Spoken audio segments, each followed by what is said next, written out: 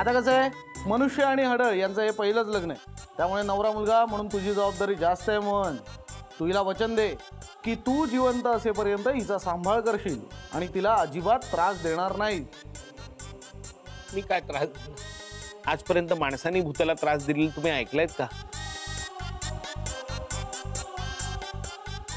अहो त्या सर्व शक्तिमान आहेत, त्याच मला देतील तो त्रास. मी काहीच नाही त्रास देऊ शकणार.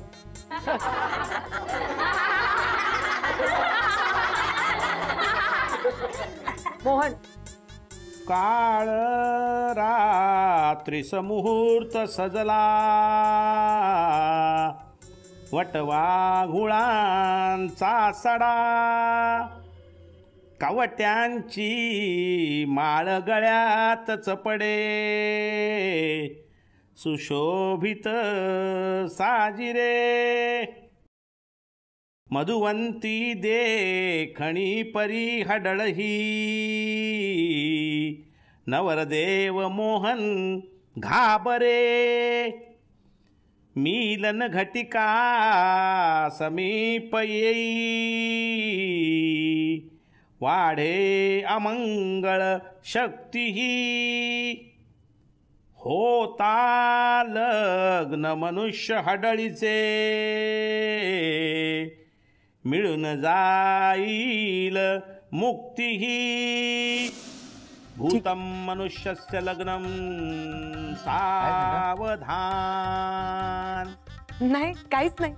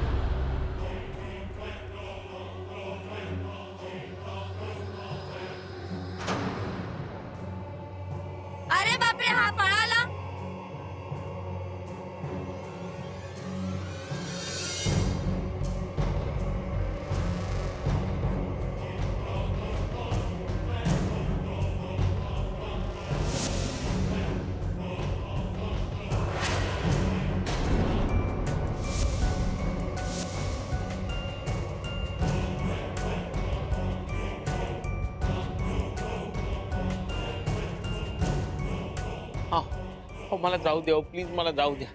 मोहन, मला अंदाज होताच की तू मला दगा देशील. तरीच म्हटलं मी, इतक्या सहज तू माझ्याशी लग्न करायला कसा तयार झालास? नाही करायचं ना तुला माझ्याशी लग्न? हा, नाही करायचंय? मला माफ करा, मी तुमच्या पाया पडतो. मला जाऊ द्या इथून, प्लीज जाऊ द्या. जाऊ देऊ? हो. अरे तुझ्यामुळे मला इतक्या वर्षांच्या प्रतीक्षेचं फळ मिळणार आहे, अशी कशी जाऊ देऊ? ते बघा तुम्ही, मला जाऊ द्या, नाहीतर नागप्पा येईल बघा. मग नागप्पा? नागप्पा, तू त्या म्हाताऱ्याच्या जीवावर इतक्या उड्या मारतोस मोहन? हा, त्या थेरड्याचं तिकडे काय झालंय बघायचंय तुला? काय झालंय? चल बघ बघ तुझा नागप्पा.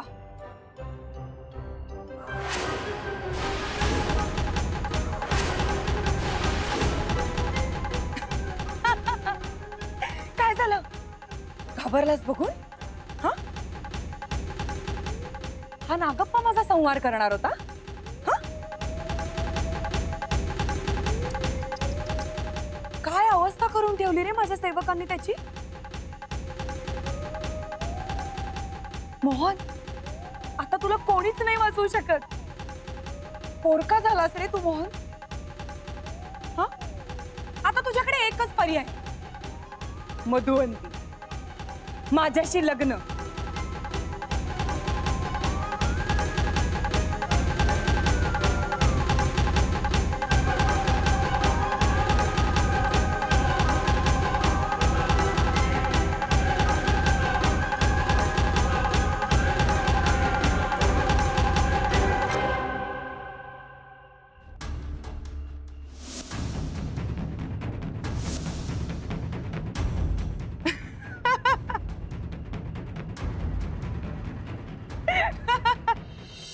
काय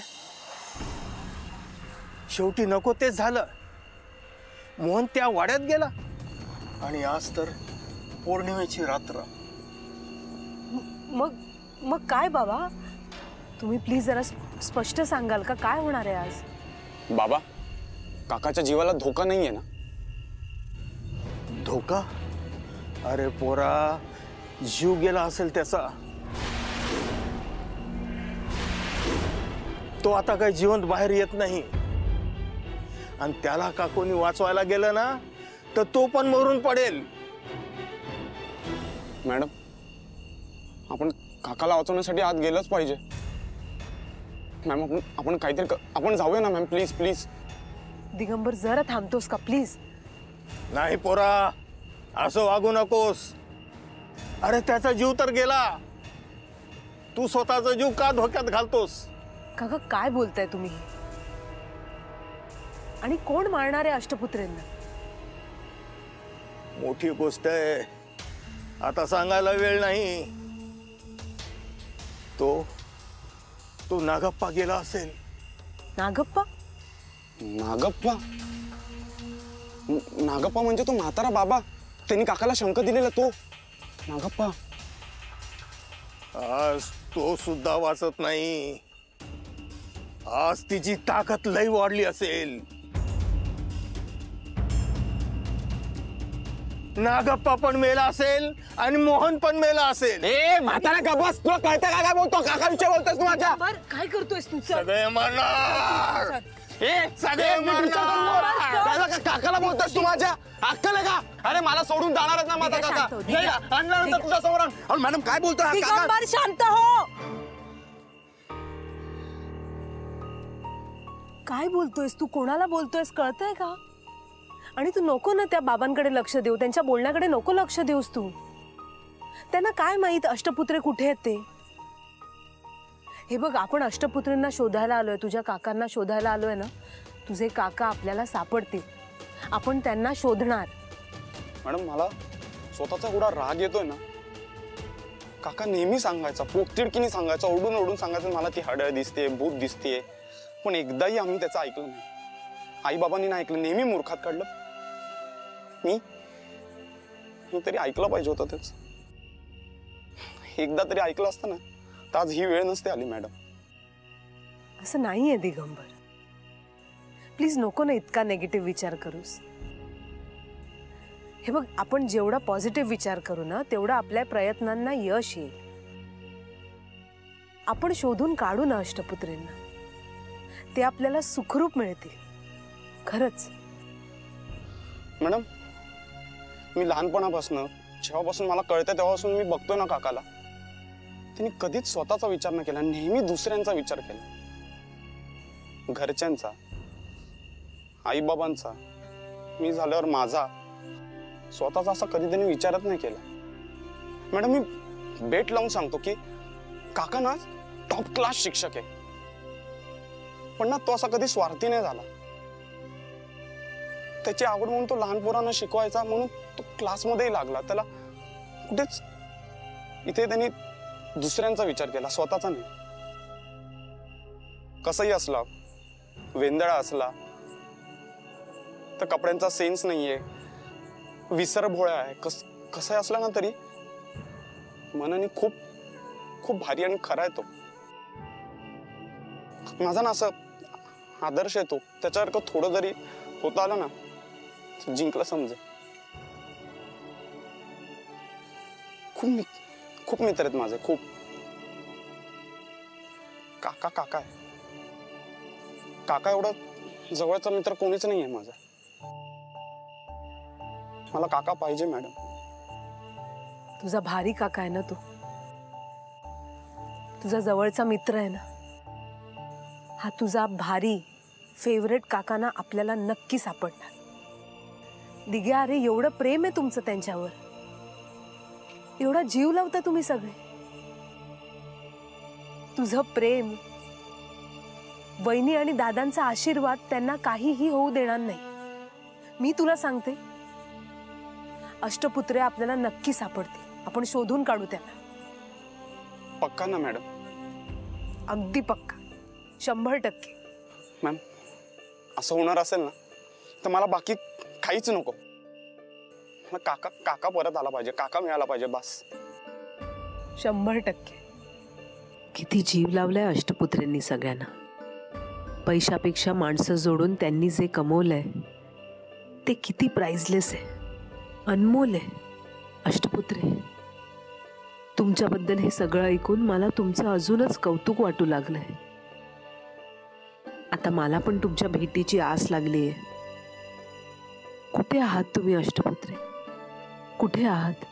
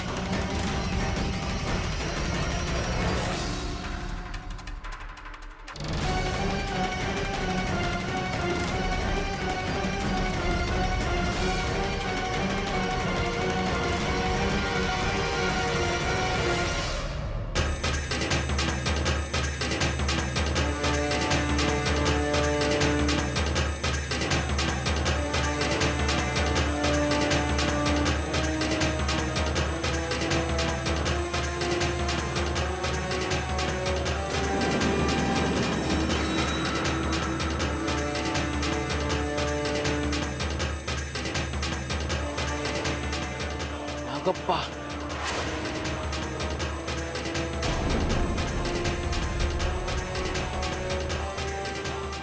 कोण आहे तिकडे? पकडा त्याला.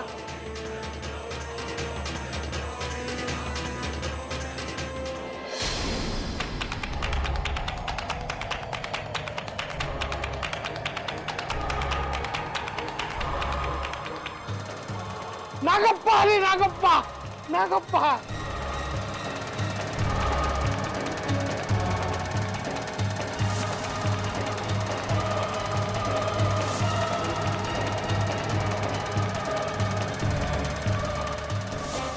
नागप्पा, नागप्पा मला वाचवा प्लीज. नागप्पा मला वाचवा.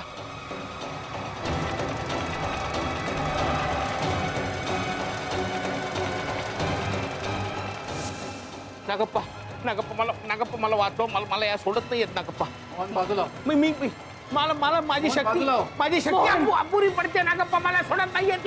मोहन नाही, मला फसवलंयस तू मोहन. नाही सोडणार मी तुला, अजिबात नाही सोडणार मी तुला. कळलं तुला? मी नाही सोडणार आहे तुला. मी काही करू शकत नाही नागप्पा. मला माझी शक्ती अपुरी पडते नागप्पा. बाजूला होती बसून. नागप्पा मी नाही सोडणार आहे मोहनला. मधुवंती, तुझी घटिका जवळ आली आहे. आजपर्यंत तू खूप मनसोक्त जगलीस. आता तुला तुझ्या मूळ जागी परत जावंच लागेल. कोण रोखणार मला? हा, तू रोखणार आहेस मला? मला आता मुक्ती मिळवण्यापासून कोणी रोखू शकत नाही. ते कदापि शक्य नाहीये. तुझ्या मुक्तीसाठी या निष्पाप जीवाचा बळी मी नाही घेऊ देणार तुला. असं बघू ना आता कोणाचा बळी जातो ते. विसरू नकोस, तुझी कोणतीही शक्ती माझ्या या शक्तीपुढे निष्प्रभ ठरणार आहे. आणि माझ्या मंतरलेल्या शक्तीवर तुझ्याकडे कोणताही उपाय नाहीये. त्यामुळे तुझा पराभव निश्चित आहे. अरे तुझी जादू करून तरी बघ. ती माझ्यापर्यंत येण्याआधी या मोहनवर जाईल. तर मोहन आता माझी ढाल आहे. पण अशाने तो तुला देखील मिळणार नाहीये. चालेल, या लढाईत मोहनचा जीव गेला तरी चालेल, पण मी हारणार नाही नागप्पा. काय बोलताय तुम्ही? मला वाचवा नागप्पा. पाहिलंच मोहन किती स्वार्थी आहे ती. नागप्पा मला या हार घालण्याचा प्रयत्न करतायत. मोहन हात काढ. नागप्पा माझी ताकद कमी पडते. नागप्पा प्लीज मला वाट. मोहन सर्व शक्तीनिशी प्रयत्न कर. कुठल्याही परिस्थितीत माळ गळ्यात जाता का मला? मी आज काही करून तुझ्या गळ्यात हार घालणार आहे मोहन. नागप्पा पूर्ण शक्तीनिशी कर. माळ गळ्यात जाता का मला मोहन? नागप्पा या मला हार घालतायत. नागप्पा वाचवा.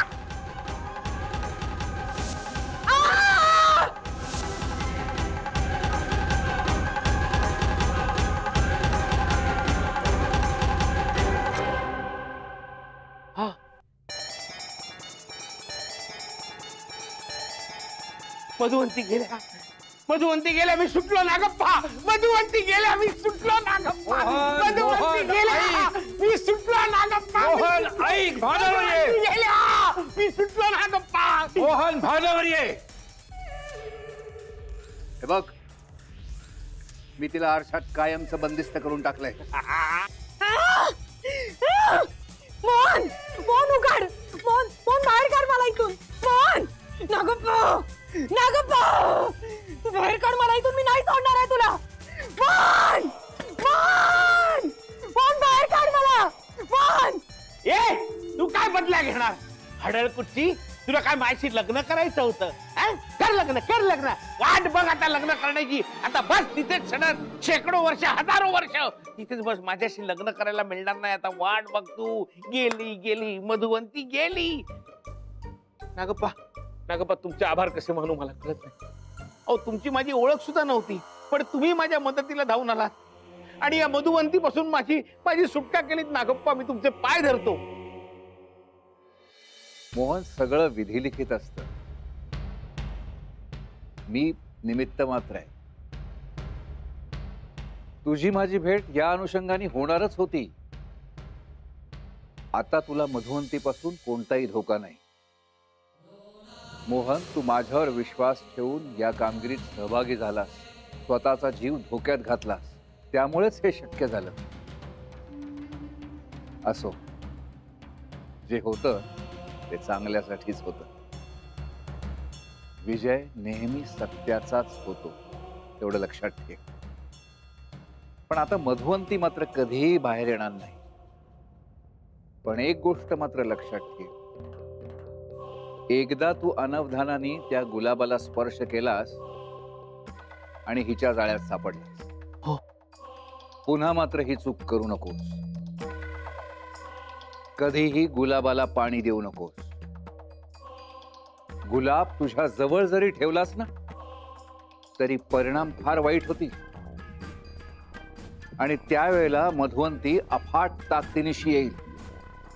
तेव्हा मात्र मी काही करू शकणार नाही. नाही नागप्पा, तुम्ही काळजीच नका करू. मी गुलाबाच्या वाटेलाच जाणार नाही. गुलाबाचं रोपटं दिसलं ना तर उपटून टाकीन, जाळून टाकीन. गुलाब पण त्याच्या वाटेला जाणार नाही. मी जातो.